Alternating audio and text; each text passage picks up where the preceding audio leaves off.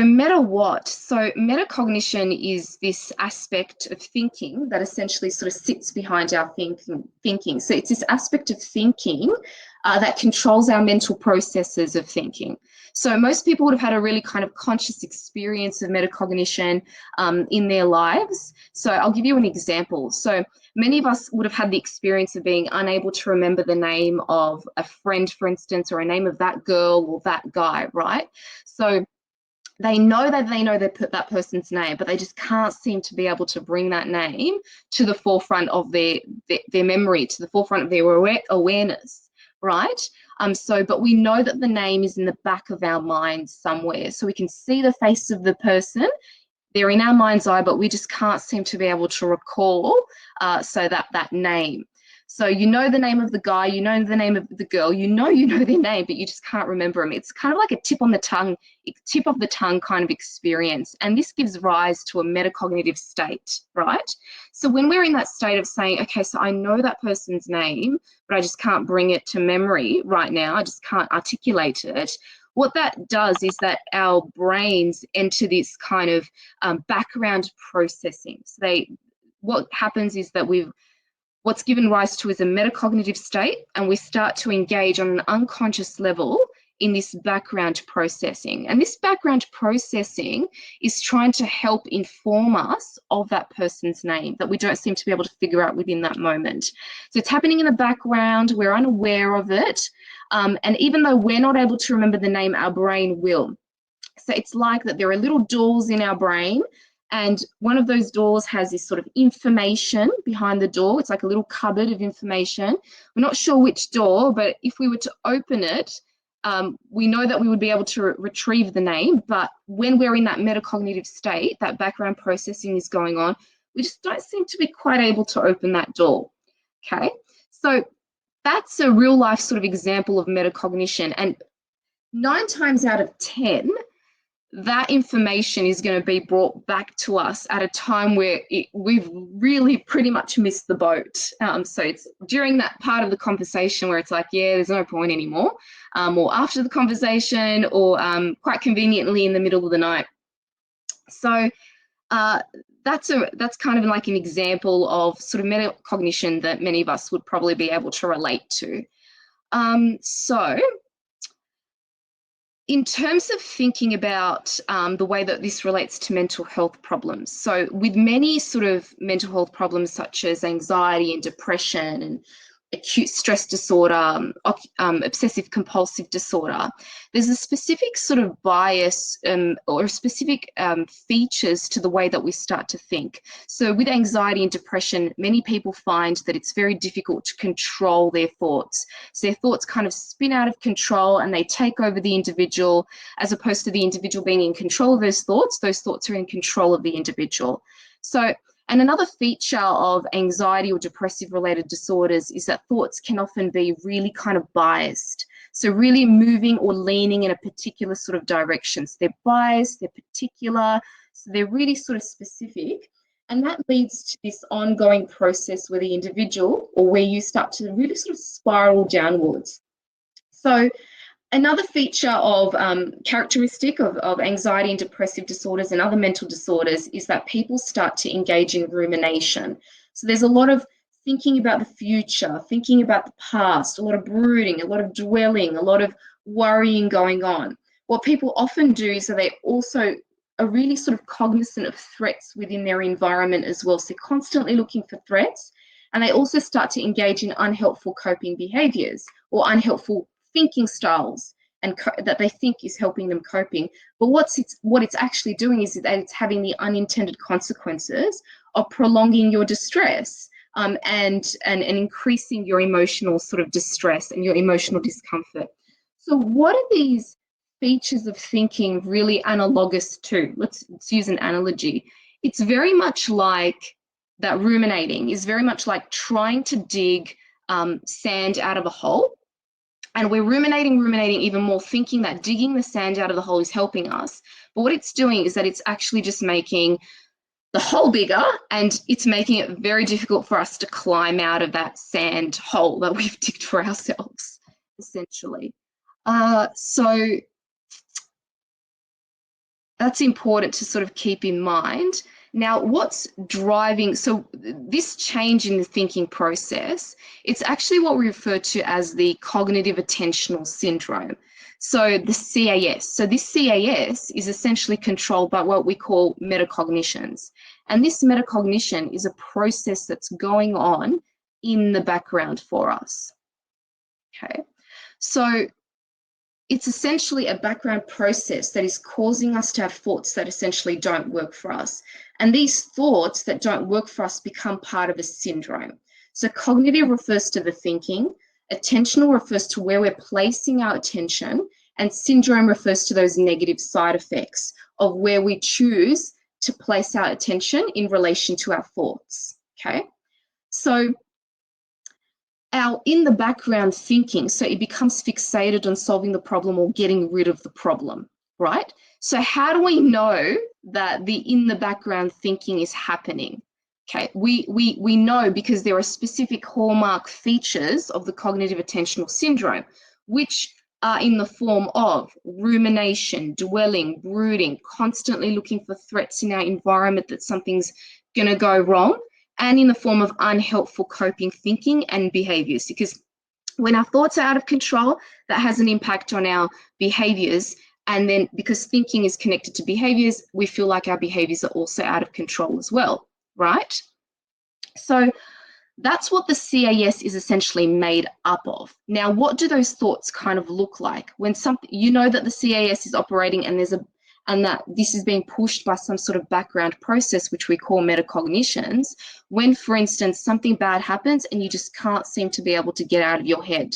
So you're having sleepless nights, for instance. So essentially at night, your thoughts are meant to be sort of winding down, but what ends up happening is that the thoughts are being brought to the forefront, to the surface, because you can't sort of wind down because you're kind of stressed. This then impacts on the endocrine system, and then that causes the release of adrenaline, the release of cortisol, and that's preventing you from sleeping, right? And you're unable to sort of get out of your head. So what are you usually thinking? You know, how am I going to deal with this person? What if I'm never going to be able to overcome this particular kind of problem? What am I going to say? You know, how am I going to strategize my way out of this? What if this problem never resolves? What if this problem goes on forever? What's going on here? What's going to happen here? So these are not our metacognitions. These are our thoughts that we're very much aware of.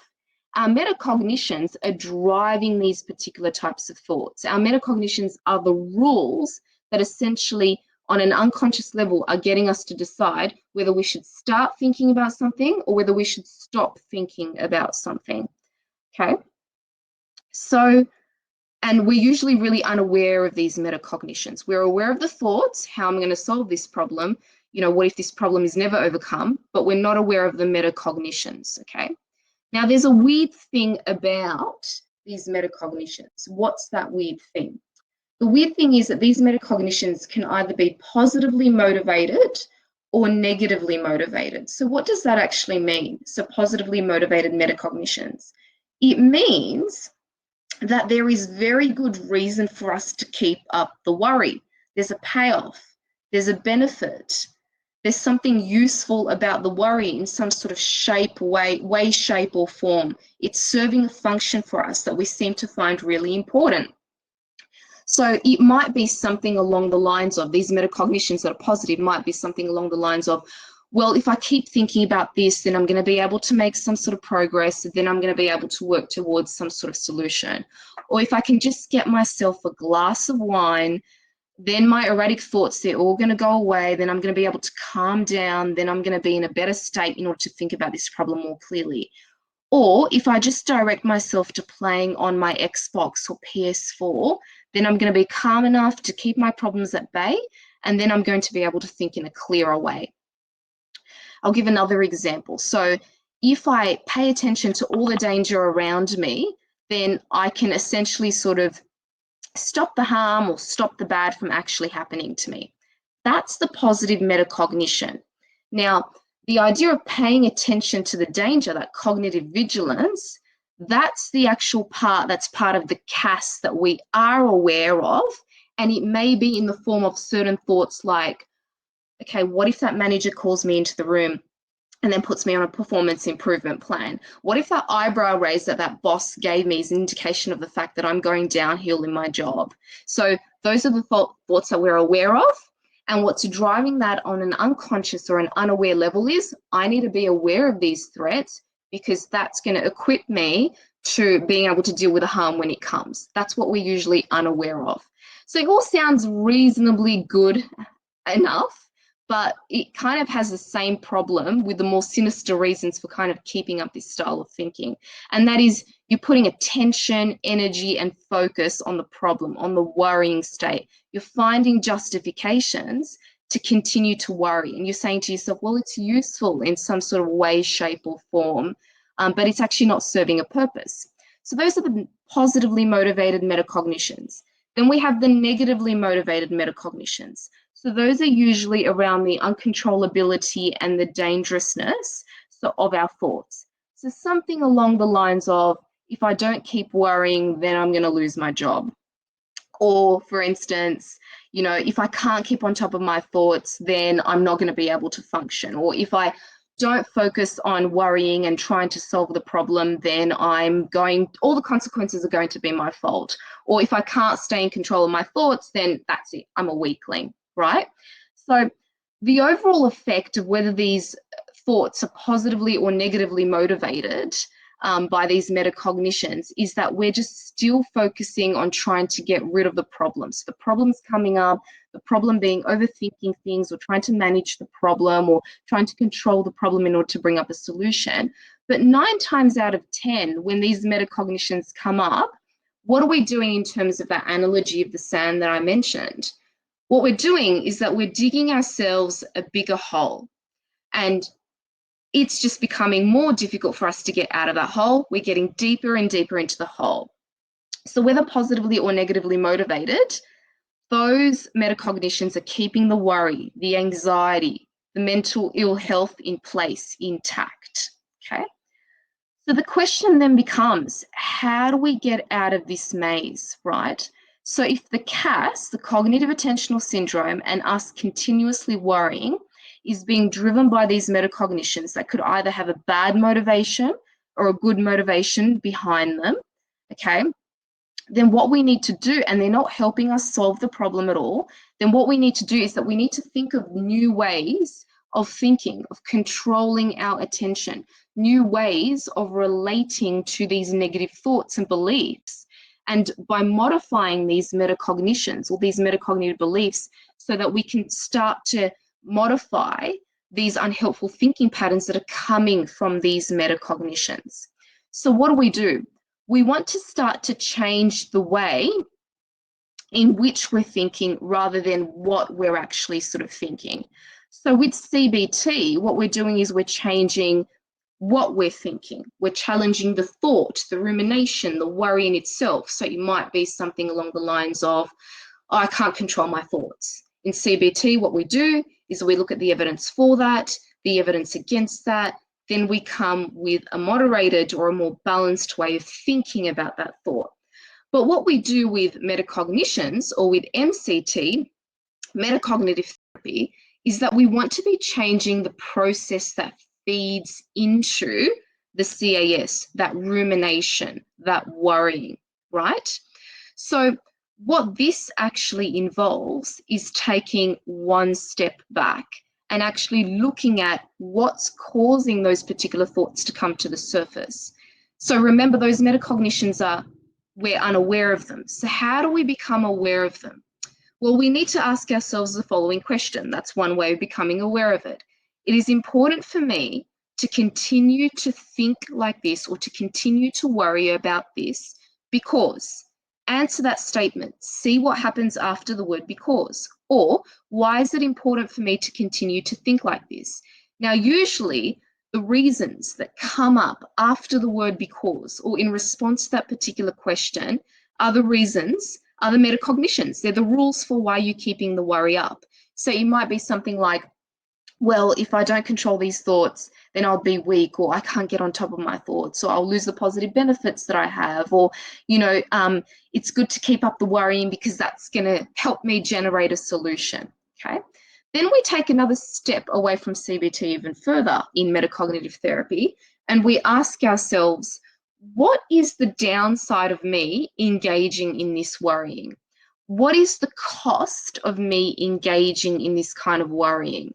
Okay. What is the downside of continuously worrying about this? Okay. Or continuing this particular sort of thinking pattern. Okay. So and the downside may be, well, it's extending my emotional distress and it's unproductive. Okay. So that's one technique of dealing with metacognitions. What's the other technique? Okay, the other technique is called detached mindfulness. That's a second technique.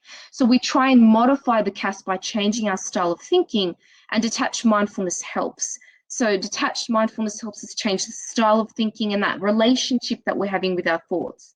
So the detached mindfulness is the opposite to the cognitive attentional system. It's the opposite to the worrying, the rumination, the brooding, the dwelling. So it's helping us disengage from that biased thinking. It allows us to become aware of those thoughts. We're not suppressing or controlling those thoughts in any way. With detached mindfulness, we're seeing those thoughts as they are, as images, as words, and we're seeing them outside of the core of who we are. So we see them as observers. We're just the observers of those thoughts, not the producers of those thoughts. We don't have to agree or condone those thoughts in any way, but through this method, we're adopting the mindset that the thoughts are harmless, they're distinct from reality, they're separate to the self. They're just thoughts, they're not fact. That's the detached part. Then you've got the mindfulness part. So this refers to you being the observer of those thoughts, the scientist in that experiment. You're not suppressing or controlling the thought in any way. It's literally the opposite of controlling. It's the opposite of the CAS, which is about controlling and coping. What you're doing is you're doing nothing. You're just observing those thoughts come and go. So let's try an example of detached mindfulness through what we call the tiger task. So what I'd like everybody to do is to close their eyes for a few minutes and just to form a picture of a tiger in your mind's eye, all right? So the task is to not, once you've got the tiger, that image of the tiger in your mind's eye, not to attempt to influence or change the image in any way. Just watch the tiger in your mind's eye and see what it does. So it might move, but don't make it move. You might growl or roar, whatever tigers do, but don't make it do that. It might lick its paw, but don't make it lick its paw. It might wag its tail, but don't make it wag its tail. It might be sitting down or lying, but don't make it sit down or lie. Just observe it. Just observe it. Just observe and watch how the tiger has his or her own behavior that's separate to your own behavior. And do nothing in your own head, but just watch the tiger with no other agenda. Righty.